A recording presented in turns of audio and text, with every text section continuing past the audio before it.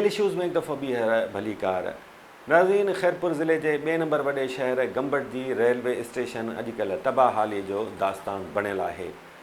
उते मुसाफ़िरनि लाइ के बि सहूलियतूं मुयसरु न आहिनि। वॾे अंग में उते मुसाफ़िर पहुचनि था, छाकाणि त गिम्स इस्पताल जेका सॼे मुल्क में मयारी इलाज लाइ शोहरत रखे थी, माण्हू इलाज जी उमेद खणी वॾे तादाद में उते रेलवे में सफ़र करे पहुचनि था, पर जॾहिं गंबट रेलवे स्टेशन पहुचनि था या उतां रवाना थियनि था त खेनि सख़्तु तकलीफ़ूं दरपेश अचनि थियूं। रेलवे स्टेशन जी छा सूरत हाल आहे, आगाह कंदो असांजो गंबट जो reporter Kishore Kumar. Gambat railway station British दौर में 1870 में ही रेलवे स्टेशन क़ाइमु थी। माज़ीअ में भी हिन रेलवे स्टेशन ते खोड़ सातरियूं ट्रेनूं हिते बीहंदियूं, जंहिंमें जेको आहे कपिड़े जो वापार भी थींदो। हिते हिकिड़ी फ़क़ीर मिल हुई, जंहिंजे करे जेको आहे हिते मुख़्तलिफ़ शहरनि ॾांहुं तोड़े ॾे तोड़े परॾे में भी जेको आहे हिते हितों जो जेको कपिड़ो उहो मशहूरु हूंदो, पर उन कपिड़े खे जेको आहे ॿाहिरि मुल्क मोकिलण जे लाइ ऐं ॿियनि सूबनि ॾांहुं मोकिलण जे हवाले सां हिते खोड़ सातरियूं जेके ट्रेनूं हुयूं उन्हनि जा स्टाफ भी बहाल हुया। पर हाणे अफ़सोस जी ॻाल्हि इहा आहे त तव्हां हिन रेलवे स्टेशन जी हालति फुटेजिस में भी ॾिसंदा हूंदव त गंबट जो जेको रेलवे स्टेशन आहे उहो गुज़िरियल केतिरा ई जेके साल गुज़री विया आहिनि, उहो ज़बूं हाली जो शिकार आहे। जिते जेको आहे पंजाब, KPK ऐं पाकिस्तान जा जेके ॿिया सूबा आहिनि उतां खां जेके मरीज़ आहिनि ऐं उतां जा जेके शागिर्द आहिनि उते गिम्स कॉलेज जे अंदरि हू तालीम पिराइण अचनि था। ॿियो तव्हांखे ॿुधाईंदो अॼु जे हिन महांगाई वारे दौर में तव्हां ॾिसंदा हूंदव त जेकी पब्लिक ट्रांसपोर्ट आहे बाय रोड वारी, उहा माण्हुनि खे इंतिहाई जेको आहे महांगी भी पए थी। सफ़री सहूलियतुनि जे हवाले सां ट्रेन जेको आहे उहो माण्हुनि खे काफ़ी जेको आहे फ़ाइदो ॾींदी, पर अफ़सोस जी ॻाल्हि इहा आहे बरसातुनि खां पोइ जेको आहे हितों जे जॾहिं रेलवे ट्रैक बहाल थियो आहे सिंध जो, त उन में जॾहिं अवामी एक्सप्रेस भी हलंदी उहा भी बंदि कई वई आहे। हाणे जेको आहे सिर्फ़ु गंबट खे जेको आहे 3 ट्रेनूं जेको आहे ॾिनियूं वयूं आहिनि, जंहिंमें जेको आहे हिकिड़ी अलामा इक़बाल एक्सप्रेस ऐं उन सां गॾोगॾु तव्हांखे ॿुधाईंदो हलां त हिकिड़ी आहे हज़ारा एक्सप्रेस, ॿी आहे जेको आहे सखर एक्सप्रेस। इहे 3 ट्रेनूं हिते जेको आहे स्टॉप कंदियूं आहिनि। उहे सफ़री सहूलियतुनि जे लिहाज़ खां इंतिहाई घटि आहिनि। हितां जा जेके मुसाफ़िर आहिनि उन्हनि खे सख़्तु ॾुखियाईनि खे मुंहुं ॾियणो थो पए। ॿियो हितां जी जेके प्लेटफार्म जी तव्हां हालत ॾिठी हूंदी त कुझु अर्सो पहिरियों जेको आहे प्लेटफार्म ते सहूलियतुनि जी अणाहठ भी हुई, जंहिंमें जेको आहे पीअण जो साफ़ पाणी ऐं उन सां गॾोगॾु जेके वॉशरूम आहिनि या वेटिंग रूम्स आहिनि ऐं हुते वेहण जो भी को बहितर इंतज़ाम न आहे। ॿियो तव्हांखे ॿुधाईंदो न त हिन प्लेटफार्म जो कमु जेको आहे साल अॻ में शुरू थियो, जंहिंमें जेको आहे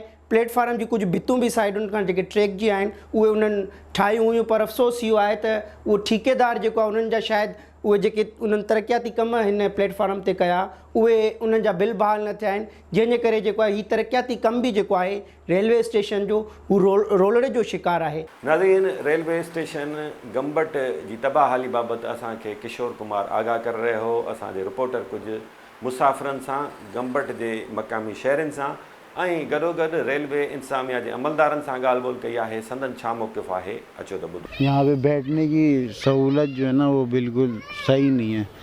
और यहाँ पे हॉस्पिटल है, बड़ा हॉस्पिटल है जहाँ पे हम लोग अभी आए थे, सही है। हॉस्पिटल तो बहुत अच्छा है, लेकिन यहाँ पे जो लोग आते हैं ना उनको बड़ी मुश्किलात होती हैं। जैसे कि यहाँ पे उतरने के लिए जो है यहाँ पे अरेंजमेंट सही नहीं है। गाड़ी उस साइड पे उतरती है, वो कैसी तरतीब बनाए। ये सारी चीज़ें अंदर जाते हैं, उधर रोड नहीं है, पानी कीचड़ पड़ा हुआ है। बीमार हॉस्पिटल के हिसाब से ये स्टेशन में ना कोई काम हुआ है, ना रोशनी है, ना कोई फैसिलिटीज़ है। इधर कोई फैसिलिटीज़ है नहीं। बस सिंध हुकूमत से यही तवज्जो दें, ये काम कराया जाए सबके लिए। हम अपने वालिद साहब को लेकर आए यहाँ पर किसी इलाज के लिए। अब इलाज के लिए लेकर आए यहाँ पर, रेलवे पे उतर रहे हैं, यहाँ पर देख रहे हैं भाई कोई है ही नहीं यहाँ पर। ना कोई खाने पीने की चीज़ें, ना कोई यहाँ पर फैसिलिटीज़ होती है जो उतरने चढ़ने के लिए। अब ये देखें ये सब कुछ टूटा हुआ है, ना यहाँ पर लाइट है। सही सभिनीनि खां पहिरें मां अव्हांखे ॿुधायां त इहो काफ़ी अरसे खां पोइ हिते स्टेशन ते जेको आहे तरक़ियाती कमु थियो आहे, पर अफ़सोस सां चवणो थो पए इहो कमु जेको आहे साल थी वियो आहे बंदि आहे। थोरो कमु ठेकेदार करे भॼी वियो आहे। ठेकेदार सां बि असांजी ॻाल्हि ॿोल थी, हुननि चयो त बाबा असांखे बिल नथा पास थियनि, उनजे करे मां कमु अधु में छॾे वियो आहे। रेलवे स्टेशन जो सहूलियती कमु बि सही न आहे, उहो बि कयो वञे ऐं हिते स्टाफ बि वधाया वञनि।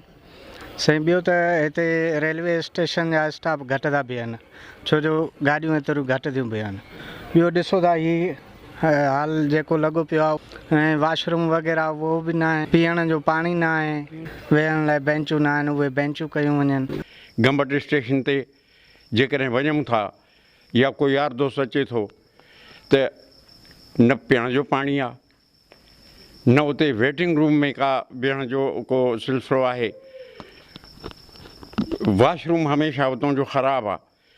मतिलबु आहे त जेकॾहिं कंहिं बि माण्हूअ खां पुछूं था दादा हिन स्टेशन ते ईअं छो आहे, त उन्हनि वटि को ख़ासि जवाबु कोन्हे इन शइ जो त इहो छो आहे। असांखे गाॾी माना मेन लाइन ते वठूं था ऐं हू पैसेंजर जेका ट्रैफ़िक आहे उन जे लाइ असांखे माना मना थियल आहे त उहा गाॾी तव्हां हिते नथा वठी सघो प्लेटफॉर्म ते, छो जो प्लेटफॉर्म में खॾा आहिनि, माण्हू लहण सां किरी सघे थो, माण्हू ज़ख़्मी थी सघे थो। उन करे पैसेंजर जे लाइ ख़ासि करे इन हालति में माना असांखे पैसेंजर ट्रैफ़िक जे लाइ फिट न आहे। लाइन त असांजी फिट आहे पर प्लेटफॉर्म न आहे त उन करे फिट न आहे। पोइ असां मेन लाइन ते इहो आहे त मरीज़ जेके लहनि था ॾाढी तकलीफ़ उन्हनि खे थिए पई। उन में असां त पाण इंतिज़ामिया आहियूं, असां मुतालबो छा था करे सघूं, पर उन में इहा शइ आहे त जेकॾहिं पब्लिक जी जेका डिमांड आहे, जेको असां हिते ॾिसूं था त पब्लिक उन में असांखे एज़ अ इंतिज़ामिया असांखे बि बुरो भलो चए थी, बर्दाश्त कयूं पिया, ज़ाहिर आहे असां इंतिज़ामिया ॾिसो आहियूं। पोइ इहा शइ आहे त जेकॾहिं इहा शइ जल्द खां जल्द जेकॾहिं थिए थी त बहितर रहंदो। नाज़रीन, हाणे हलूं था घोटकी ज़िले जे अहम शहर सरहद, जेको टाउन कमेटी जो दर्जो न मिलण सबबि अनेक मसइलनि जे वर चढ़ियल आहे। शहर में गंदगी पखिड़ियल आहे, शहरनि खे पीअण जो साफ़ु पाणी मुयसरु न आहे ऐं शहरी नंढनि नंढनि कमनि लाइ मुख़्तलिफ़ इलाइक़नि में मुख़्तलिफ़ ऑफ़िसुनि में दरबदर थींदा रहनि था। शहरनि जो हिन वक़्तु हिकु ई मुतालबो आहे त सरहद खे टाउन कमेटी जो दर्जो ॾिनो वञे। इन हवाले सां असांखे आगाह कंदो असांजो सरहद जो रिपोर्टर अब्दुल हई सावंत। जी इरफान साहब, बिल्कुलु घोटकी ज़िले जो ये तारीख़ी शहर आहे सरहद, जेको वॾे वक़्त खां वठी करे मसइलनि जो शिकार आहे।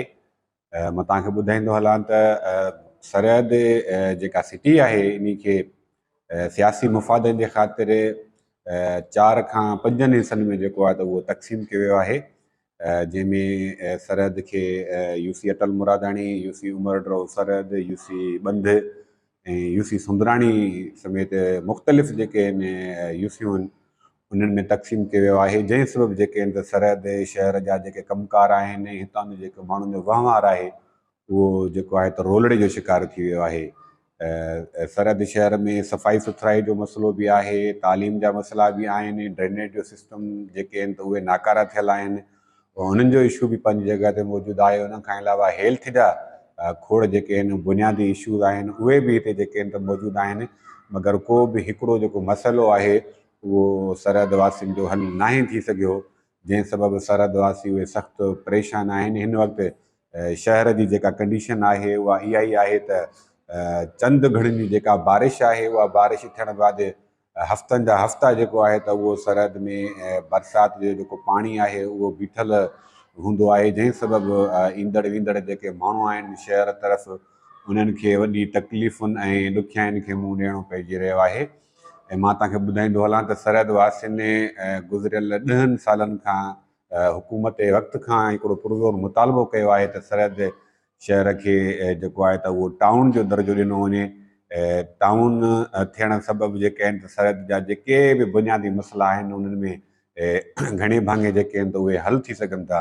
वॾी आबादी वारो शहर हुजण जे बावजूदि बि सरहद शहर खे टाउन जो दर्जो नाहे ॾिनो वियो। सरहद वासियुनि हुकूमत वक़्त खां जेको आहे त उहो पुरज़ोर मुतालबो कयो आहे त बिना देरि सरहद शहर खे टाउन जो दर्जो ॾिनो वञे त हू जेके सरहद जा बुनियादी जेके मसइला आहिनि, जंहिंमें हेल्थ थी वई, एजुकेशन थी वई, इन खां अलावा ड्रेनेज जो सिस्टम थी वियो, नेकाल जा मसइला थी विया, सफ़ाई सुथराई जा मसइला थी विया, रोडनि जा मसइला थी विया, ॿिया जेके बि मसइला आहिनि हुननि इन्हनि सभिनी मसइलनि जो जेको हल आहे उहो टाउन जो दर्जो मिलण जो जेको आहे त उहो ॿुधाए छॾियो आहे।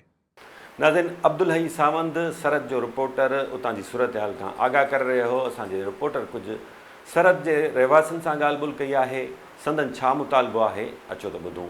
तव्हांखे ख़बर आहे सरहद हिकिड़ो सुठी आबादी रखंदड़ शहर आहे, जंहिंखे मुख़्तलिफ़ यूसनि में टोड़े करे मुख़्तलिफ़ यूसनि में विरायो वियो आहे। इन लाइ असीं घुर कयूं था त सरहद खे टाउन जो दर्जो ॾिनो वञे, जॾहिं त सरहद टाउन जी हैसियत जे लाइ उनखे टोटल रिक्वायरमेंट्स कंप्लीट आहिनि, पर पोइ ख़बर न आहे हितां जी या सियासी का उन में मुदाख़लत आहे या छा आहे, उन जे लाइ असीं आला अमलदारनि खां या बस वारनि खां या हितां जा सियासी समाजी अॻुवाणनि खां इहा ई घुर था कयूं त सरहद खे टाउन जो दर्जो ॾिनो वञे त जीअं हितां जा बेसिक जेके मसइला आहिनि उहे हल थी सघनि। तमामु घणनि मसइलनि जे वर चढ़ियल आहे ऐं हर टाइम जॾहिं बि इलेक्शन अचे थी त असां जेके चूंडियल नुमाइंदा आहिनि या उम्मीदवार आहिनि अचनि था, तमामु घणा वाइदा करे वञनि था पिया, पर इलेक्शन खां बाद में हू नज़रनि ई कोन था।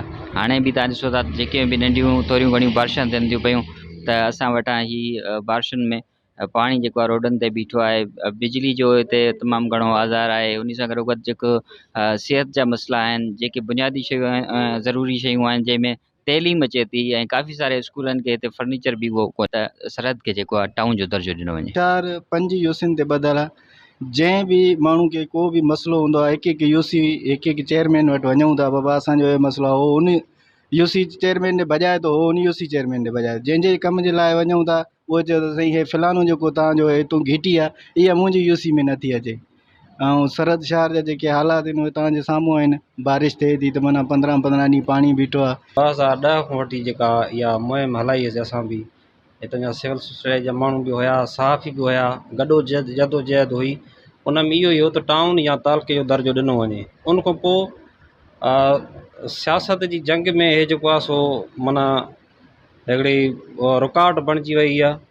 टाउन असांजो न थी सघियो सरहद। टाउन जो दर्जो मिलंदो त शहर जा जेके बुनियादी मसइला आहिनि उहे जीअं रस्तो थी वियो ऐं ॿिया खोड़ मसइला आहिनि सरहद जा जेके उहे हल थी वेंदा ऐं बजट उनजी ज़्यादा ईंदी। मुख़्तलिफ़ यूसुनि में जेकॾहिं सरहद खे विरायो वियो आहे त इहो सरहद वासियुनि जो नुक़सानु आहे। असांजो हिकु ई मुतालबो आहे, चीफ सरदार मोहम्मद रशीद ख़ान माहर खे अपील कंदासीं त असांखे सरहद खे टाउन जो दर्जो ॾिनो वञे ऐं बिलावल भुट्टो साहिब खे जेको आहे सो अपील कंदासीं त असांखे सरहद जो टाउन खे दर्जो ॾिनो वञे।